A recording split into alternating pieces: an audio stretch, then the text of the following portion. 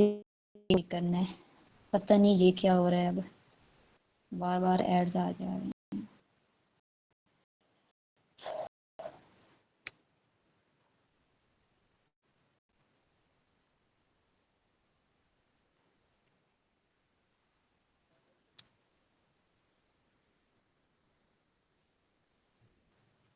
ठीक है, आपने ये माइंड में रखना है कि अगर एक ऑप्शन ना हो तो हमने दूसरे को टिक करना है, अगर दूसरा ऑप्शन ना हो, ठीक है, तो हमने पहले को टिक करना है। यहाँ तक क्लियर है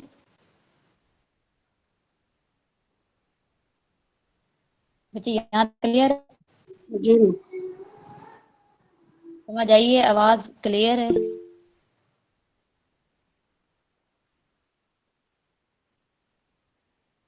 बच्चे ये ना ऐड आज ही आ रहा है, अदर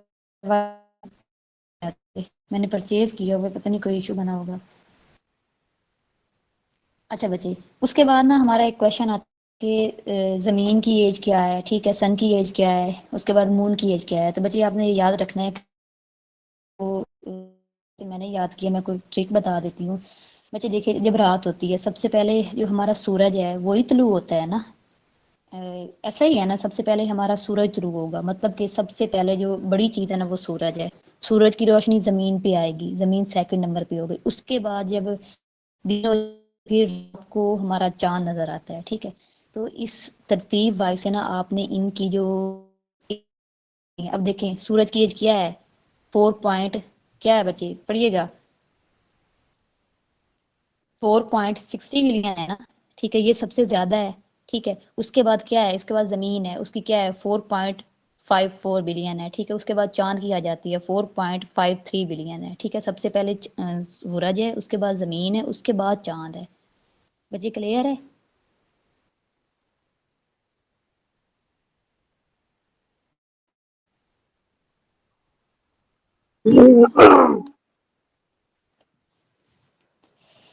ओफ, ये आज क्या कर रहा है। ठीक है बच्चे, आपने ये याद रखना है, सूरज से आपने स्टार्ट करना है और आपने चांद पे आके दी एंड करना है। ठीक है, तो बच्चे मुझे बताइएगा कि सूरज की है 4.60, ठीक है, उसके बाद ज़मीन की है 4.54, ठीक है, चांद की है 4.53, ठीक है। सबसे छोटी एज वाला कौन सा है? ज़मीन है, चांद है, सूरज है? चांद। जी बिल्कुल, क्योंकि हमने एक ट्रिक लगाई है, ठीक है, उससे भी हमारा चांद छोटा बन रहा है और वैसे भी छोटा है। ठीक है, यहाँ तक क्लियर है? उसके बाद बच्चे क्वेश्चन ये भी आ सकता है कि जो हमारी ज़मीन है ना उसका साइज़ कितना है, ठीक है, लाइक उसका वज़न कितना है। तो बच्चे आपको ये पता होगा कि जो भी चीज़ हम ऊपर फेंकते हैं ना वो बहुत ही जल्दी नीचे आती है। क्यों आती है? क्योंकि ग्रेविटेशन फोर्स की वजह से आती है। ठीक है, ये तो आपको पता होगा ना, क्योंकि उस चीज़ का वेट तब ज़्यादा होता है, इसी वजह से वो ज़मीन की तरफ खींची चली जाती है। तो बच्चे जो हमारी ज़मीन का साइज़ है ना, जो मैस है, वो है, अगर हम 6 के साथ ना 24 बार ज़ीरो लगा दें, ठीक है, तब जाके हमारा जो ज़मीन का है ना वेट साइज़ जाके बनता है। ठीक है, यहाँ तक क्लियर है? फॉर एग्जांपल हमने एक 6 लिखा है ना, उसके साथ हमने 24 बार ज़ीरो लगाना है, तब जाके हमारी ज़मीन का वेट बनेगा। यहाँ तक क्लियर है? दिख रहा है?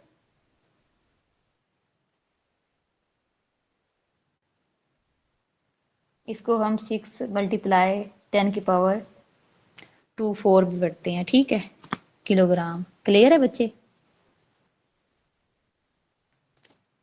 बच्चे आंसर करें। जी नहीं। यस है। बच्चे आप ना माइक ऑन कर लिया करें, क्योंकि जब मैं इधर जाती हूँ ना चैट पे तो कैंप्स के अंदर को ना कोई इशू बन जाता है, ऐड लोडिंग शुरू हो जाती है। ठीक है, चलिए बच्चे आगे चलते हैं। अच्छा, अब ना हमें कैसे पता चलेगा कि ज़मीन का जो रेडियस है ना, ठीक है, फॉर एग्जांपल हम कहते हैं कि ज़मीन गोल है, ठीक है, यहाँ से हम ज़मीन का रेडियस कैसे पता करेंगे? ठीक है बच्चे, देखिएगा ऊपर ना छोटा सा ना दायरा बना हुआ है, जस्ट अ सेकेंड, मैं कुछ समझा देती हूँ।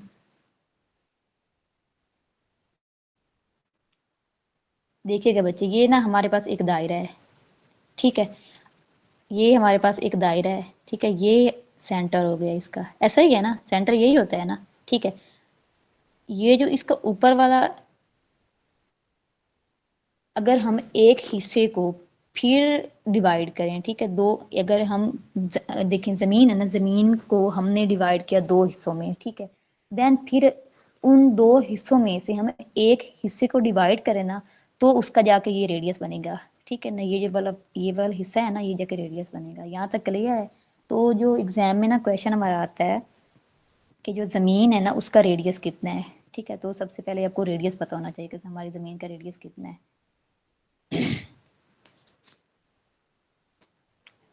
ओके बच्चे, अच्छा जो पेपर में जो हमारी ज़मीन का रेडियस देता है ना, ठीक है, पीपीएससी के अकॉर्डिंग, वो होता है, देखिएगा बच्चे लिखा हुआ है 6371, ठीक है। ये एक अथेंटिक है, ठीक है बच्चे।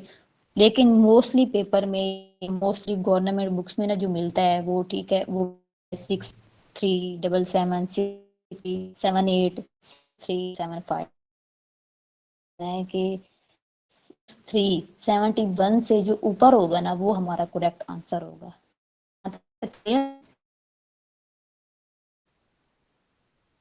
बच्चे यहाँ तक क्लियर है? Yes ma'am. ये होता है हमारी ज़मीन का रेडियस, ठीक है। रेडियस को हम ऐसे, रेडियस की ऐसे पहचान करते हैं, ठीक है। अगर हम ज़मीन का जो डायामीटर है, और डायामीटर किसे कहते हैं, मैंने आपको पहले बताया कि जब हम ज़मीन को दो हिस्सों में तकसीम करते हैं, जो उसका मिड वाला हिस्सा होता है उसको हम डायामीटर कहते हैं। और डायामीटर हमारा कितना होता है, लिखा हुआ भी है 12756 किलोमीटर, ठीक है। ये अपने बच्चे याद रख लेना है कि 12756 किलोमीटर एक साइड पे है और 12756 किलोमीटर दूसरी साइड। क्लियर है बच्चे? जी समझ नहीं आ रही तो मैं आपको अगेन समझा देती हूँ। बच्चे सबको समझ आ रही है? मरियम, तारिक यस बच्चे तो मैम, आ रही था है। नहीं हूँ। Yes ma'am. चलिए, अच्छा उसके बाद हम देखते हैं कि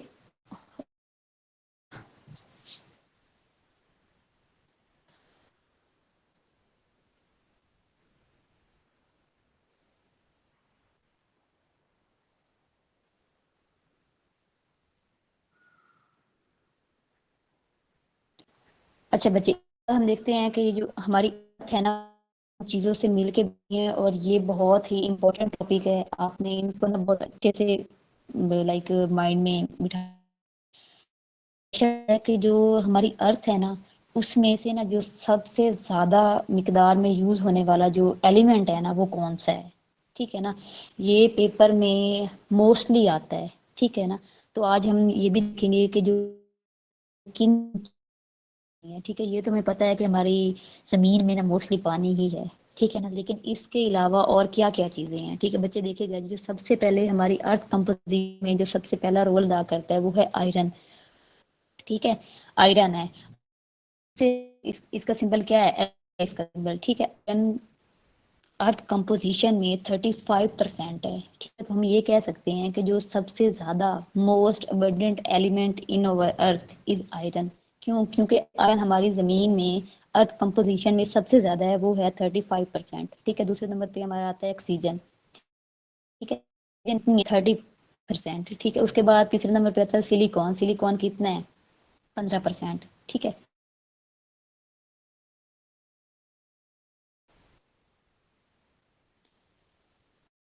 आता है एग्जाम में, वो ये आता है कि अर्थ कंपोजिशन में मोस्ट अबंडेंट एलिमेंट क्या है, कौन सा है। तो वो आप क्लियर है बच्चे? बच्चे आंसर करें, क्लियर है? जी यस मैम। आयरन। अपन फिर वो जाता है, सकते हैं। ये हो गई हमारी अर्थ कंपोजिशन के अर्थ कितने एलिमेंट से मिली, जो सबसे ज्यादा मोस्ट अबंडेंट एलिमेंट है हमारी अर्थ कंपोजिशन, और सिलिकॉन है, ठीक है। यहाँ तक क्लियर है?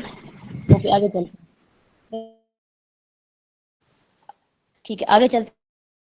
लेयर्स है ना वो कितने हैं हमारे पास, ठीक है। अर्थ कितने हमारे पास हैं, ठीक है बच्चे। हमारे पास 3 लेयर्स हैं,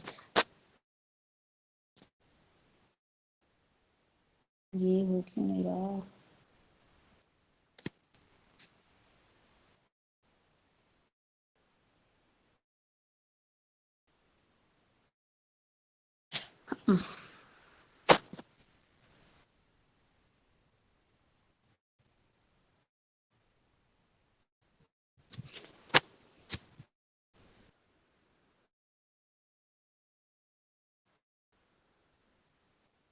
अच्छा बच्चे, जो हमारे के ना 3 लेयर्स हैं, ठीक है? उसको हम डिस्कस करते हैं।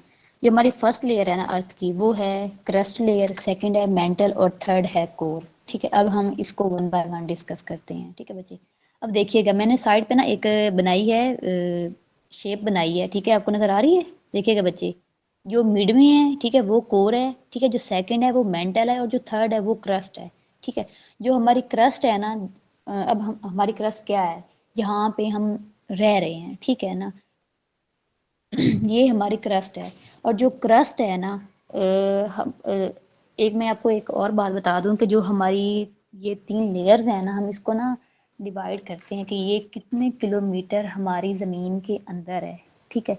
तो जो हमारी क्रस्ट है ना, पहली लेयर है, ठीक है? उस पे तो हम रहते हैं, जिसको हम आउटर लेयर भी कहते हैं, ठीक है? ये है 1% of total size of earth, ठीक है? जो जितना भी टोटल साइज है अर्थ का, उसमें से जो 1% हिस्सा है वो क्रस्ट का है, ठीक है? और 1% तकरीबन हमारी ज़मीन का तकरीबन 40 किलोमीटर डेप्थ में जाता है, ठीक है बच्चे? यहाँ तक क्लियर है? इस टाइम जो हम रह रहे हैं, ठीक है, जिस लेयर पे हम रह रहे हैं वो है हमारी क्रस्ट लेयर, ठीक है? और ये 1% हिस्सा क्रस्ट का है टोटल साइज ऑफ अर्थ, ठीक है? जितना भी ज़मीन का साइज़ है उसमें से जो 1% है वो हमारी है क्रस्ट लेयर। और क्रस्ट लेयर तकरीबन 40 किलोमीटर ज़मीन की डेप्थ तक जाती है। यहाँ तक क्लियर है बच्चे? जी जी यस मैम। ओके, अच्छा उसके बाद देखिएगा बच्चे, जो मेंटल लेयर है, ठीक है, सामने लिखा हुआ है 82% of total size of earth, ठीक है? मतलब कि जितना भी ज़मीन का हमारा साइज है उसमें से जो 82% है ना, वो है मेंटल लेयर, ठीक है? Mental layer 82% total size of earth मुश्तमिल है, ठीक है? उसके बाद लिखा हुआ है most important layer of earth, middle layer of earth, ठीक है? यहाँ तक क्लियर? ओके, आगे चलते हैं। थर्ड हमारी क्या है? कोर है, ठीक है? ये हमारी सबसे जो बिटवीन इनर लेयर है, ठीक है? इसको हम इनर लेयर कहते हैं, दरमियान वाली लेयर, ठीक है? ये टोटल साइज ऑफ अर्थ तकरीबन 17% ना, ये टोटल साइज ऑफ अर्थ है, ठीक है? Total total size of earth जितना भी है उसमें से जो 17% है वो है हमारी कोर। और इसमें से जो हमारा टेम्परेचर है, जिसकी वजह से ये जो आते हैं जंजले वगैरह भी, ठीक है ना, हाईएस्ट टेम्परेचर कोर लेयर का ही होता है, जिसकी वजह से हमारी जो क्रस्ट लेयर है हम गर्मी फील करते हैं, ठीक है? यहाँ तक क्लियर है? तो बच्चे, ये क्वेश्चन आया हुआ था कि जो सबसे हाईएस्ट टेम्परेचर है वो किस में है? तो वो कोर है, और कोर हमारी है थर्ड लेयर, ठीक है? फर्दर हम थर्ड लेयर को, कोर को डिवाइड करते हैं 2 पार्ट्स में, ठीक है? इनर कोर और आउटर कोर। जो आउटर कोर है वो हमारी लिक्विड फॉर्म में होती है, ठीक है? जो इनर कोर है वो हमारी होती है सॉलिड फॉर्म में। अच्छा बच्चे, यहाँ पे ना मैंने एक ट्रिक लगाई है, वो मैं आपको बता देती हूँ। बच्चे पहले देखिएगा, ज़मीन के अंदर ना मैग्मा होता है, ठीक है? मैग्मा का तो आपको पता होगा ना। तो जब ये लिक्विड होता है ना, ठीक है, जब ये लिक्विड होता है, अंदर रहता है, तो इसे हम मैग्मा कहते हैं। और जब ये लिक्विड, ठीक है ना, हर लेयर को फाड़ के क्रस्ट से भी बाहर निकलता है, उसको लावा कहते हैं। बच्चे देखिएगा, मोस्टली बच्चे, मैं ये कोई अपनी बात नहीं कर रही, कि जो गर्ल्स है ना वो गुस्सा ज़्यादा करती हैं, वुमन भी करती हैं, मैन भी करते हैं, नो डाउट। बट यहाँ पे ना मैंने जैसे एग्जांपल ली है, ठीक है? देखिएगा, मैंने गुस्से से एग्जांपल ली है कि जब आपका माउथ क्लोज होगा ना, ठीक है ना, वो मैग्मा है, अंदर हमारे अंदर एक गुस्सा भरा हुआ है, एक लिक्विड है, ठीक है ना? इसी तरह जमीन के अंदर ना गुस्सा भरा हुआ है, वो मैग्मा है। बच्चे यहाँ तक क्लियर है? अगर जमीन के अंदर कोई चीज है तो वो मैग्मा है, हमारे अंदर गुस्सा है तो वो मैग्मा है। जैसे ही हम उस गुस्से को बाहर निकालेंगे, ठीक है ना, वो आग की शक्ल में वैसे ही दूसरे पे बरस पड़ेगा, ठीक है? उसको हम कहते हैं लावा। यहाँ तक क्लियर है बच्चे? ये मैंने थोड़ी ट्रिक लगाई है ताकि आपको ना याद भी आ जाए। तो क्वेश्चन आ सकता है कि जो मैग्मा होता है ना, वो मतलब कि किस फॉर्म में होता है, ठीक है? तो आपने ये याद रखना है कि मैग्मा, हमने ये याद किया था कि जो गुस्सा है हमारा वो अंदर होता है, ठीक है ना? और वो लाइक पानी की शक्ल में होता है, लिक्विड शक्ल में होता है। जब वो बाहर आता है तो वो वैसे आग बगोला हो जाते हैं, ठीक है? वो लावा बनता है। क्लियर है? बच्चे यहाँ तक क्लियर है? बच्चे आंसर किया Yes, करें। ma'am. Yes, ma'am. किसी बच्चे को समझ ना आई हो एग्जाम्पल। मैम मैग्मा जो होगा वो लिक्विड में होगा और लावा जो होगा वो सॉलिड, ये आपने बात जी की। बिल्कुल जी बिल्कुल, जो लावा होता है ना वो मतलब कि जब हमारा बाहर आएगा, ठीक है, तो वो सॉलिड ही हो जाएगा ना। मतलब जब तक कोई चीज आपके अंदर है ना, किसी चीज के अंदर है, वो लिक्विड फॉर्म में है, वो हमारी मैग्मा है। और वो मैंने आपको एग्जांपल उससे से दी है। अंदर है तो वो लिक्विड फॉर्म में रहेगा, जैसे ही बाहर आएगा वो लावा बन जाएगा। ठीक है ना? क्लियर है? चले आगे। यस अच्छा मैम। मतलब पहले हमने पढ़ा है कि अर्थ कंपोजिशन क्या है, कि अर्थ किन किन चीज़ों से मिलके बनी है। ठीक है, उसके बाद हमने पढ़ा है कि अर्थ की कितनी लेयर्स हैं। 3 लेयर्स हैं, पहली है क्रस्ट, दूसरी है मेंटल और तीसरी है कोर। ठीक है, इसके बाद हम ये पढ़ेंगे कि जो हमारी पहली लेयर है क्रस्ट, वो कैसे बनी है, वो किन किन कंपोनेंट से मिलके बनी है, किन किन एलिमेंट से मिलके बनी है। ठीक है, देखिएगा बच्चे, जो हमारी जिस लेयर पे हम रह रहे हैं उसको क्रस्ट कहते हैं। अब हम इस लेयर के बारे में पढ़ेंगे कि इस लेयर में कितने एलिमेंट्स हैं और वो कौन कौन से हैं। ठीक है, सबसे पहले जो हमारी अर्थ क्रस्ट कंपोजिशन में सबसे पहला जो एलिमेंट है, most abundant element in earth crust is oxygen, और ऑक्सीजन है 46%। ठीक है, उसके बाद सेकंड नंबर पे सिलिकॉन है, वो है 28%। ठीक है, उसके बाद एलुमिनियम है। ठीक है, एलुमिनियम उसके वो है 8%। और उसके बाद चौथे नंबर पे है आयरन, वो है 5%। Aluminium sorry. ठीक है, यहाँ तक क्लियर है? अच्छा मुझे कोई बच्चा बता सकता है कि फर्स्ट तो हो गया ना, first most abundant element in earth crust is oxygen, second कौन सा है बताइएगा बच्चे। सिलिकॉन। अच्छा तो बच्चे मुझे ये बताए कि फर्स्ट, या ये कह ले कि मोस्ट अबंडेंट मेटल इन अर्थ क्रस्ट वो क्या है? Aluminium. जी बच्चे बिल्कुल एल्युमिनियम। क्यों? क्योंकि ये जो एल्युमिनियम है ना, एल्युमिनियम और आयरन, ये हमारे पास मेटल्स हैं। ठीक है, तो अगर आप से एग्जामिनर या ये क्वेश्चन करता है, या क्वेश्चन वो दे देता है, फॉर एग्जांपल वो आपको ये दे देता है most abundant element in earth crust, फिर आपने लगाना है ऑक्सीजन पहले नंबर पे, दूसरे नंबर पे आएगा सिलिकॉन। ठीक है, लेकिन अगर वो आपको ये दे देता है मोस्ट अबंडेंट मेटल इन अर्थ क्रस्ट, फिर आप किसको ठीक करेंगे? एल्यूमिनियम को ठीक करेंगे ना, क्योंकि हमारी मेटल तो यही है ना, और वो 8% है, और सेकंड मेटल आयरन है। यहाँ तक क्लियर है बच्चे? Yes, ma'am. अगर यस। हम वैसे चले most abundant element in earth crust, फिर तो हमारी ऑक्सीजन, सिलिकॉन, एल्यूमिनियम और आयरन होगा। ठीक है, लेकिन हम मेटल के हिसाब से चलेंगे तो वो एल्यूमिनियम और आयरन होगा। क्लियर है यहाँ तक? ठीक है, चले बच्चे आगे चलते हैं। अच्छा जब हम क्रस्ट पे रह रहे हैं, ठीक है, अब जब हम ऊपर की तरफ देखते हैं या ऊपर को जाते हैं तो वो हमारा एटमॉस्फेयर कहलाता है ना। ठीक है, अब हम पढ़ेंगे कि जो हमारा अर्थ का एटमॉस्फेयर है ना, वो किन किन चीज़ों से मिलके बना है। बच्चे ये आपने नॉर्मल नहीं लेने, ये क्वेश्चन एग्जाम में आते हैं। ठीक है, चले चलते हैं। अर्थ एटमॉस्फेयर, ठीक है, आपको पता है एटमॉस्फेयर में ना ज़्यादातर होती गैसेज है। ठीक है, इसमें हम गैसेज की बात करते हैं। ठीक है, अब हम पढ़ते हैं कि इसकी कंपोजिशन कैसे हुई है, इसमें कौन कौन से एलिमेंट यूज़ हुए हैं, या इसमें कौन कौन से एलिमेंट पाए जाते हैं। सबसे पहले हमारा नाइट्रोजन है, वो है 78%। ठीक है, सेकंड नंबर पे ऑक्सीजन, वो है 21%। और अदर गैसेज वो है 1%।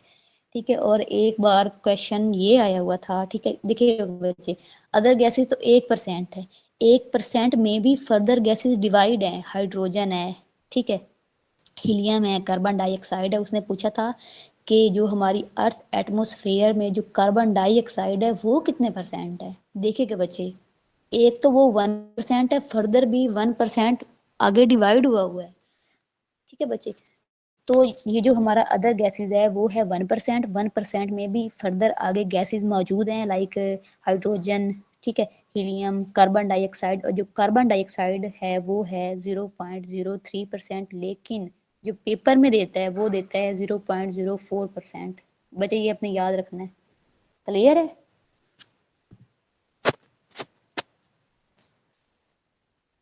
चले बच्चे अब मुझे ये बताएं कि ये जो हमारी अर्थ एटमॉस्फेयर कंपोजिशन है, इसमें से मोस्ट अबंडेंट एलिमेंट कौन सा है? सब बच्चे आंसर करें। नाइट्रोजन। नाइट्रोजन। नाइट्रोजन।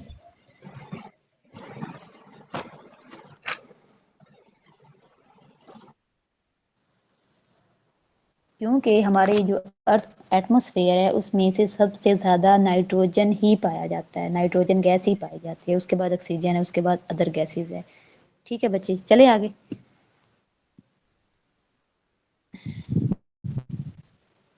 ठीक है, फर्स्ट ऑफ ऑल हमने क्या पढ़ा? अर्थ के बारे में पढ़ा। ठीक है, उसके बाद हमने क्या पढ़ा? अर्थ की लेयर्स के बारे में पढ़ा है। ठीक है, अर्थ कंपोजिशन के बारे में पढ़ा है। उसके बाद हमने क्या पढ़ा है? अर्थ क्रस्ट कंपोजिशन के बारे में पढ़ा है। इसके बाद हम पढ़ते हैं अर्थ एटमॉस्फेयर की लेयर्स क्या है। बच्चे समझ आ रही है? कंफ्यूज तो नहीं हो रही?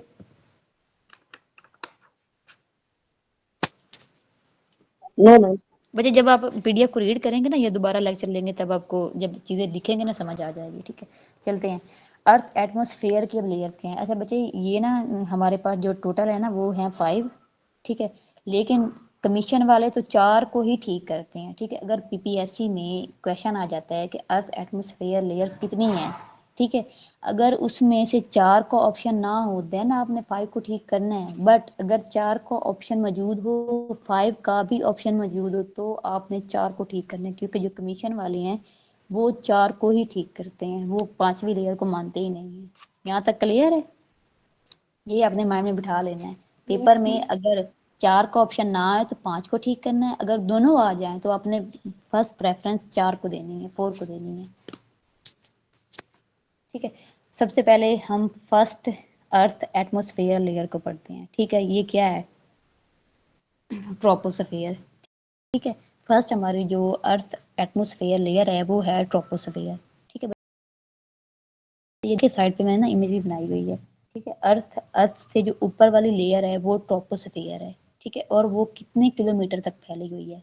ठीक है बच्चे, ये देखिएगा मैंने लिखा है, वेरीफाई चीज़ों को करना पड़ता है। जो है ना गवर्नमेंट बुक्स, ठीक है, जो टेक्स्ट बुक है उसमें से ना वो कहते हैं कि जो हमारी ये ट्रोपोस्फेयर है ना वो हमारी क्रस्ट से शुरू होती है और ऊपर 12 किलोमीटर तक जाती है।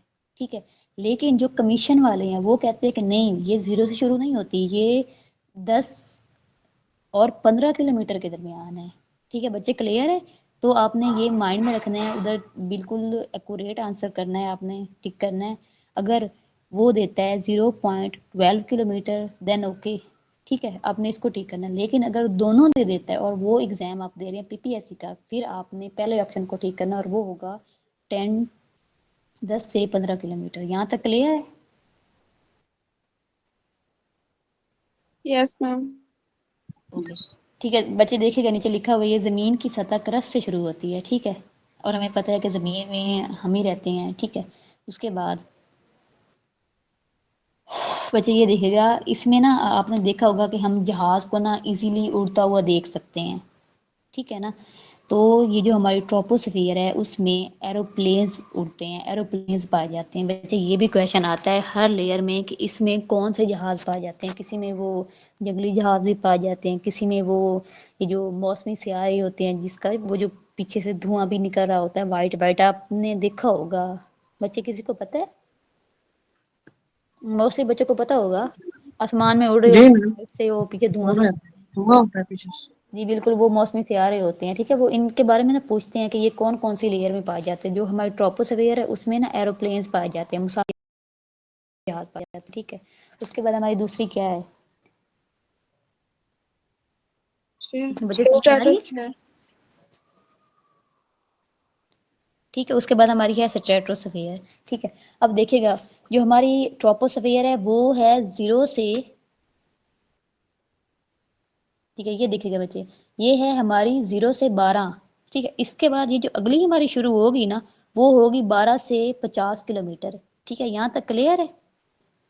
जो हमारी पहली है वो 0 से लेके 12 किलोमीटर तक एंड हो रही है, और जो दूसरी है हमारी वो शुरू हो रही है 12 से 50 किलोमीटर। ठीक है, ये तो हो गया टेक्स्ट बुक के अकॉर्डिंग, गवर्नमेंट बुक्स के अकॉर्डिंग। लेकिन अगर हम कमीशन के हिसाब से देखें तो ये जो हमारी फर्स्ट लेयर है ट्रोपोस्फियर है वो 10 से 15 किलोमीटर तक है। ठीक है, जो अगली हमारी से है ना, अगली हमारी है स्फीयर, ठीक है, वो शुरू हो रही है 16 से 50 किलोमीटर। बच्चे कोई कंफ्यूजन समझ आ रही है?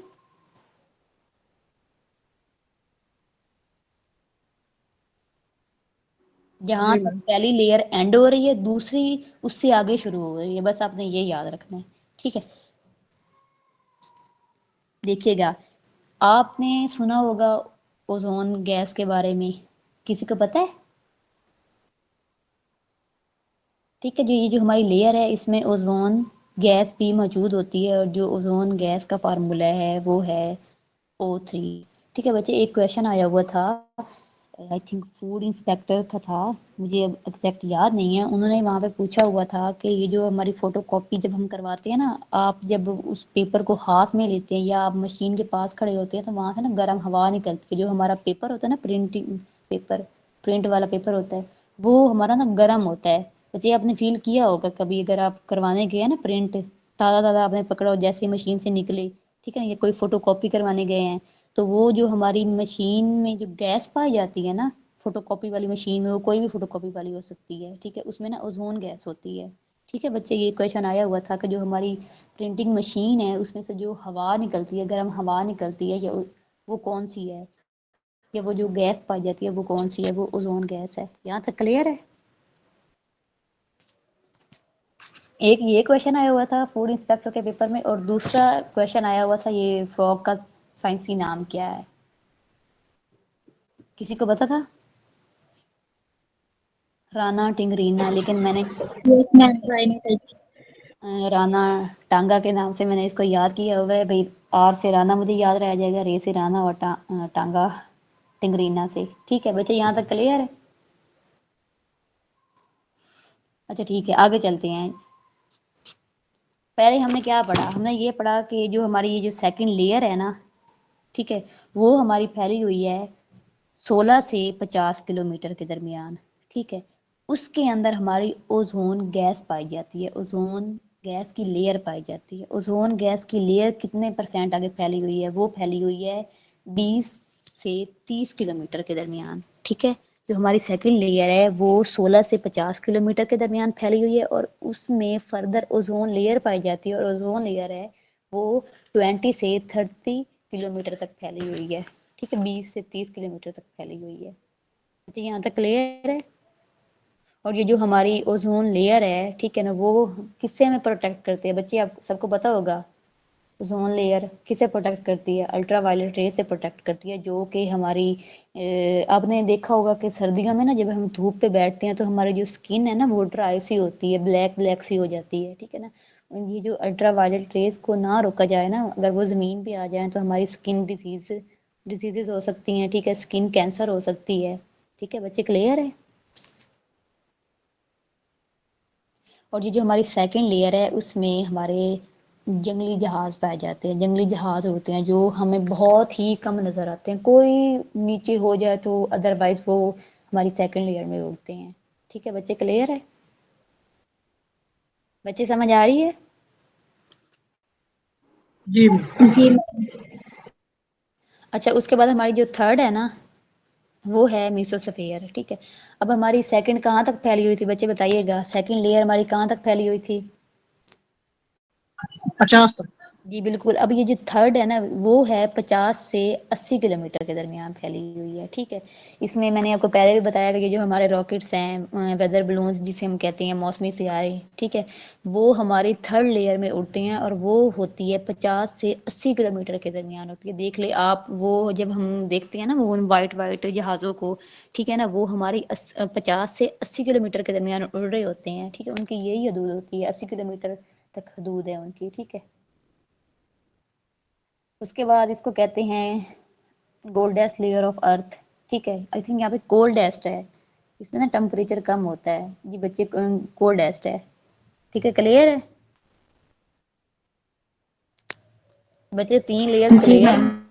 पहली हमारी है 10 से 15, दूसरी है 16 से 50, और तीसरी है 50 से 80। ठीक है, और इसके बाद हमारी जो फोर्थ लेयर है वो है थर्मोस्फेयर। ठीक है, थर्मोस्फेयर है 80 से 600 किलोमीटर तक।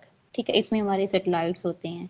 ठीक है, और आपको पता होगा ये जो हमारे साइंसदान हैं, ठीक है, या जो भी हैं, ठीक है ना, वो ज़मीन से बैठ के ऊपर जो राब्ता करते हैं, ठीक है, वो सैटेलाइट्स के थ्रू ही करते हैं, रेडियो वेव्स के थ्रू करते हैं, ठीक है।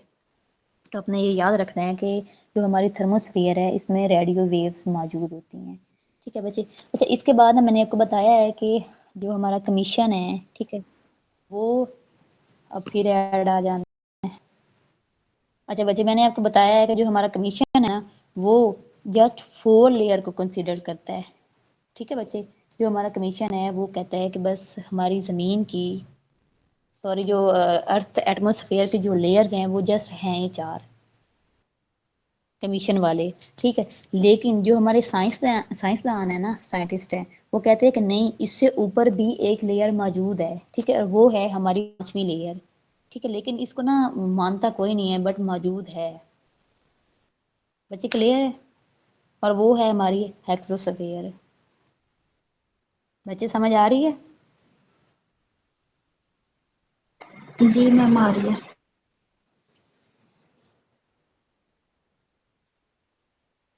ठीक है, वो है हमारी हेक्सोस्फीयर। ये फैली हुई है 600 से लेके 1000 किलोमीटर तक फैली हुई है, ठीक है। इसमें स्पेस शिप भी होते हैं, ठीक है, खलाबाज, और इसमें टेम्परेचर बहुत ही लो होता है, ठीक है। आपको पता है ना कि जैसे जैसे हम ऊपर जाते हैं हमारा जो टेम्परेचर है वो लो होता जाता है, ठीक है। अब यहाँ तक क्लियर है? हमने अर्थ एटमॉस्फेयर की लेयर्स पढ़ी हैं, और वो पढ़ी है हमने 5 लेयर्स पढ़ी हैं, ठीक है। क्लियर है बच्चे? किस लेयर में क्या होता है वो भी मैंने आपको बता दिया है, ठीक है। अच्छे बच्चे, आपने ना वो सुना होगा कॉन्टिनेंट्स के बारे में, ठीक है बच्चे, पता है ना आपको 7 कॉन्टिनेंट्स हैं। लेकिन उसे ना साइंसदान जो नाम देते हैं वो देते हैं टेक्टोनिक्स प्लेट्स, ठीक है। हम उन्हें कॉन्टिनेंट्स कहते हैं, लेकिन जो साइंसदान है वो उन्हें कहते हैं टेक्टोनिक्स प्लेट्स, ठीक है बच्चे। क्लियर है? ये भी क्वेश्चन आ सकते हैं, फिर आपने कंफ्यूज नहीं होना। तो साइंसदान कहते हैं कि हर प्लेट पे ना कोई कॉन्टिनेंट मौजूद है, ठीक है। आपको पता है 7 कॉन्टिनेंट है और 7 ही प्लेट्स हैं। बच्चे, आपको पता है ना 7 कॉन्टिनेंट्स कौन से हैं? काइंडली बताइएगा।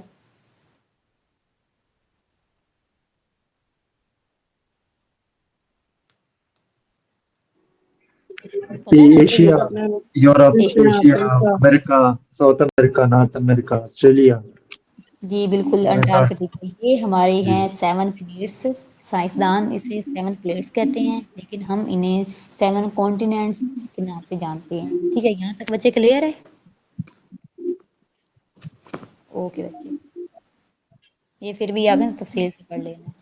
चलें, इसके बाद हम ये पढ़ते हैं कि जब हमने अर्थ को भी पढ़ लिया, अर्थ कंपोजिशन को भी पढ़ लिया, अर्थ की फर्दर लेयर्स क्या हैं उनको भी पढ़ लिया, फर्दर उनकी भी कंपोजिशन को पढ़ लिया, ठीक है।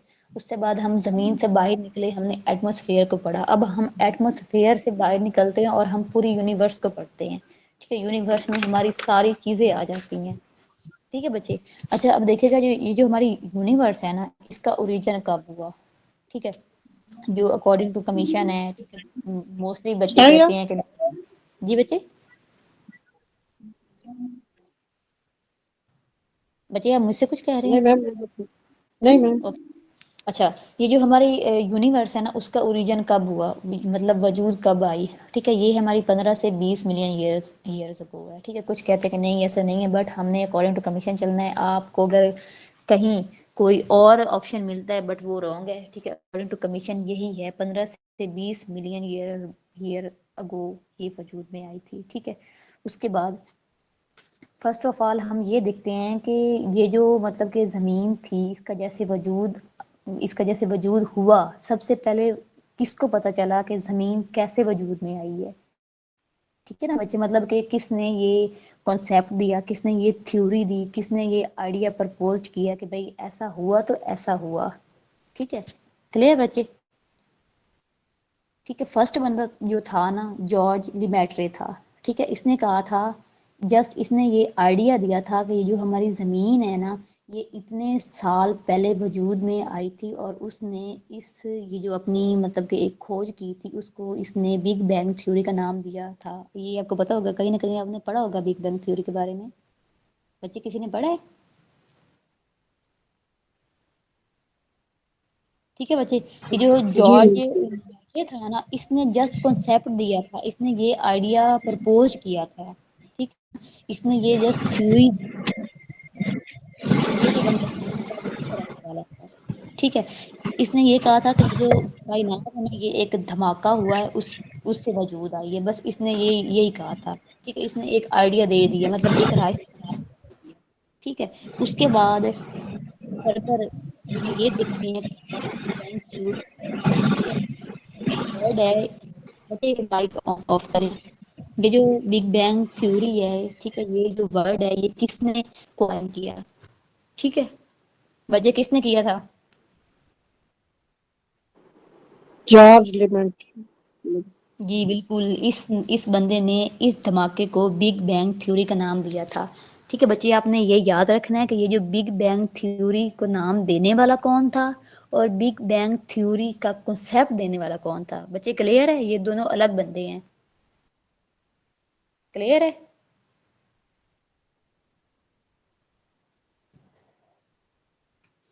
अच्छा बच्चे देखिएगा, यहाँ पे एक चीज़ और मैंने ऐड की है कि ये जो हमारी ज़मीन है ना, यूनिवर्स है, ठीक है ना, इसका जो वजूद है, ठीक है, वो मतलब कि कितने साल पहले आया, देखिए बच्चे लिखा हुआ है 14.7, 14.8, ठीक है, मतलब कि इतने साल पहले इसका वजूद आया था, या वजूद हुआ था, या ओरिजिन हुआ था ज़मीन का, ओ सॉरी यूनिवर्स का, ठीक है। तो पेपर में आपने ये याद रखना है कि अगर आपको वो 14 पॉइंट से ऊपर वाला कोई ऑप्शन देना, या तो 14 पॉइंट ही देगा, अगर 14 पॉइंट ना दे तो उससे जो ऊपर वाला ऑप्शन होगा ना, आपने वो टिक करना है, क्लियर है बच्चे? Yes ma'am. ओके, अच्छा चलिए आगे चलते हैं, बच्चे समझ आ रही है, किसी का कोई मसला तो नहीं है?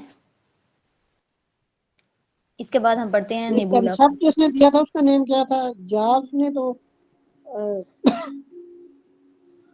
नेम दिया था, कंसेप्ट जिसने दिया था उसका नाम क्या था? बच्चे पीछे ही नहीं हो रहा,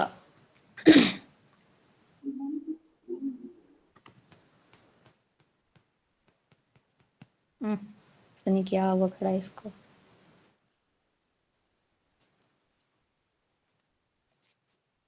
बच्चे ये आप देखिएगा, मैंने पहले बताया तो है, मुझे माइंड से निकल गया, big bang I think.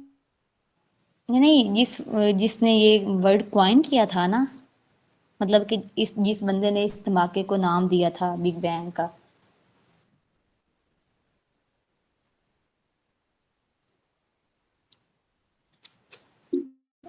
Ma'am एक तो जॉर्ज लेमेट्रे था ना, दूसरा कौन था?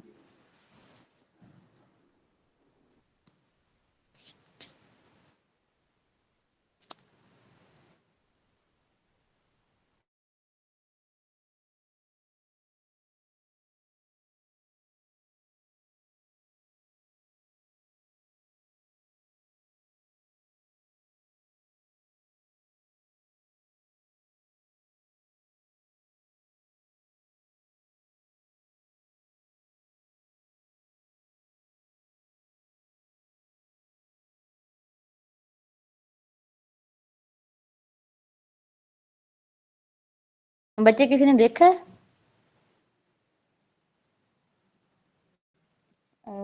मेरे माइंड में नहीं आ रहा, फ्रेड, जी बच्चे फ्रेड उसका नाम था, आई थिंक मैंने पहले आपको बताया भी है, FRED, फ्रेड उसका नाम था।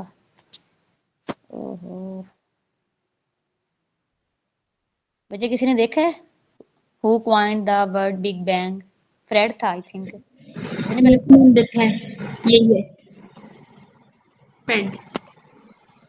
जी बच्चे ये देखिए मैंने लिखा हुआ है, वही तो मैं कह रही, मैंने पहले बताया है, फ्रेड नाम लिखा हुआ है, ठीक है बच्चे, आपने ये याद रखना है कि ये जो बिग बैंग वर्ड है, ये फ्रेड ने क्वाइन किया था, ठीक है, लेकिन जो बिग बैंग थ्योरी का कॉन्सेप्ट है वो दिया था जॉर्ज लिमेट्रे ने, क्लियर है अब बच्चे? आई थिंक काजी बच्चे जी ने क्लियर, क्वेश्चन किया क्लियर। था, ओके।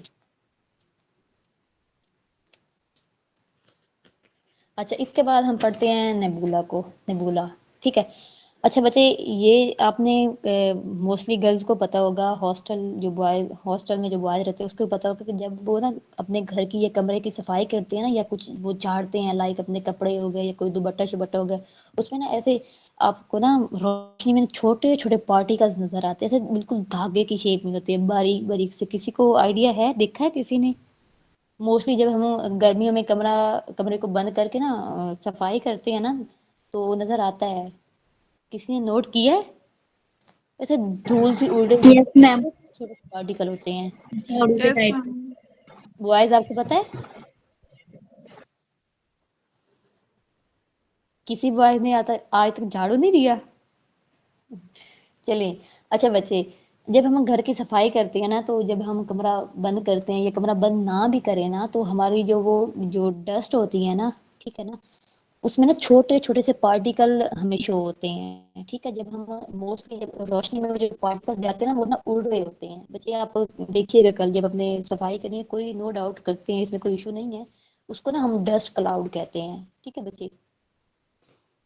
अब जो ये जो हमारी है ना निबुला, उसमें ना मिलियंस ऑफ गैलेक्सीज होती हैं। गैलेक्सी में क्या चीजें होती है, उसमें हमारे स्टार भी आ जाते हैं, ठीक है, सैटेलाइट्स भी आ जाते हैं, प्लैनेट्स भी आ जाते हैं। हमारे प्लैनेट्स कितने हैं? 8 प्लैनेट्स है ना, पहले 9 थे अब 8 हो गए हैं। ठीक है। अच्छा बच्चे, अब ये देखिएगा, एक बच्चे मैं आपको ये बता दूं कि ये जो हमारी स्टार है ना, ठीक है ना, ये हर गैलेक्सी का ना सेंटर पॉइंट होता है। ठीक है, जैसा कि हमारा जमीन का भी सेंटर पॉइंट वही स्टार है ना, बिल्कुल इसी तरह गैलेक्सी का भी जो सेंटर पॉइंट होता है वो होता है स्टार। ठीक है बच्चे, क्वेश्चन आता है, देखिए मैंने सामने लिखा भी है कि हम कौन सी गैलेक्सी में रहते हैं। वो है मिल्की गैलेक्सी वे। ठीक है, मिल्की वे गैलेक्सी। ठीक है। अब हम इंटरव्यू में एक बच्चे से क्वेश्चन हुआ था कि हम इसको ना मिल्की वे गैलेक्सी क्यों कहते हैं। किसी को पता है कि हम मिल्की वे गैलेक्सी को मिल्की वे गैलेक्सी क्यों कहते हैं? ठीक है, साथ तो मैंने ये लिख रही है कि ये जो इसकी शेप होगी ना, या तो वो पेंसिल की शेप में होगी, ठीक है, या वो स्पिरल होगी, ठीक है, या वो स्प्रिंग की शक्ल में होगी, या वो डिक्स डिक्स शक्ल में होगी। ठीक है। अच्छा बच्चे, हम इसको ना मिल्की वे गैलेक्सी इसलिए कहते हैं क्योंकि ये जो एक ना एक मिथ है, ठीक है ना, एक कहावत बनी हुई है, एक मिथ है। हमें नहीं पता कि ये ठीक है या गलत है, बट अकॉर्डिंग टू कमीशन ये ठीक है। मतलब जो ये जो ग्रीक है ना, ग्रीक पीपल, यूनान वाले, वो कहते हैं कि हमारी ना एक गॉड था, ये गॉडेसेस थी।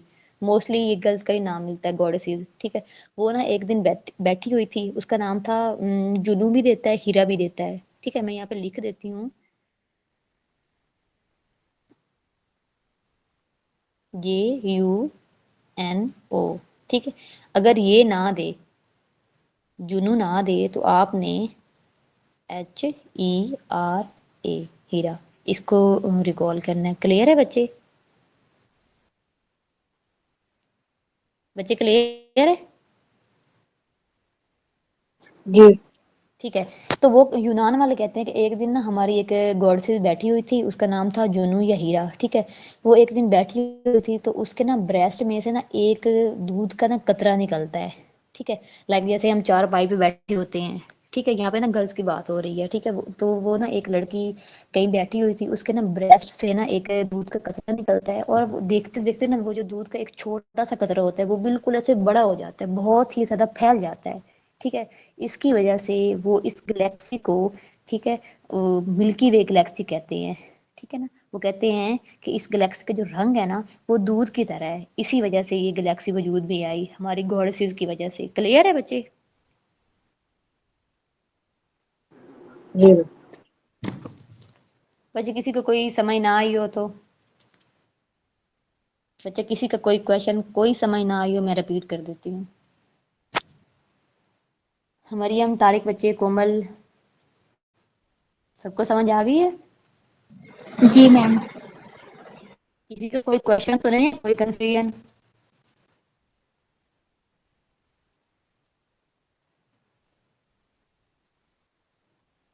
बच्चे सबको क्लियर है? जी। चले बच्चे, आज का हमारा लेक्चर यहीं तक था। ठीक है। अगर किसी का कोई इशू है वो मुझे टेक्स्ट कर दे या वॉइस कर दे। ठीक है। किसी का कोई और मसला है वो मुझे पर्सनल मैसेज भी कर सकता है। अगर कोई जाना चाहता है तो वो जा सकता है।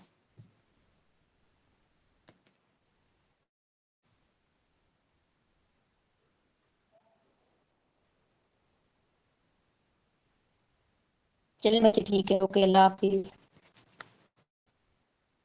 अल्लाह हाफिज।